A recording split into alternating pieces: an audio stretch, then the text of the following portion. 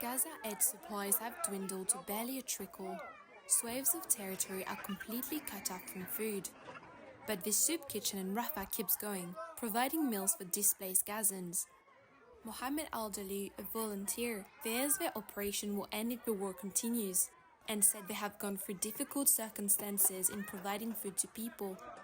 The soup kitchen used to make up to 10 different meals.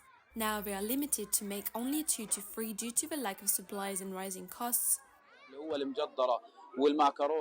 Our hearts are being squeezed with pain when a child comes over and says, "I want to have rice and chicken."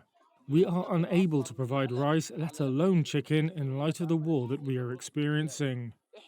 This is not only a war on civilians, it is a war on food, of starvation. People here in the Gaza Strip cannot find bread to eat. After almost 5 months of Israel's air and ground assault on the Gaza Strip, resulting in mass displacement, severe food shortages have led to what the United Nations is describing as a nutrition crisis. It's part of a broader humanitarian catastrophe unfolding in the enclave. Gaza's few functioning hospitals are overwhelmed by the wounded and say children have started dying of malnutrition. Aid delivery has collapsed, with only a fraction of the food needed getting in, and very little reaching the northern areas.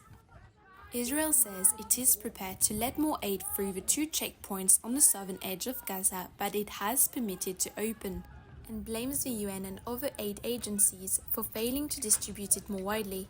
The agencies said it has become impossible with a breakdown of civil administration and law and order, and that it is up to Israel, whose troops have stormed Gaza's towns and patrol them, to provide access and security for food distribution.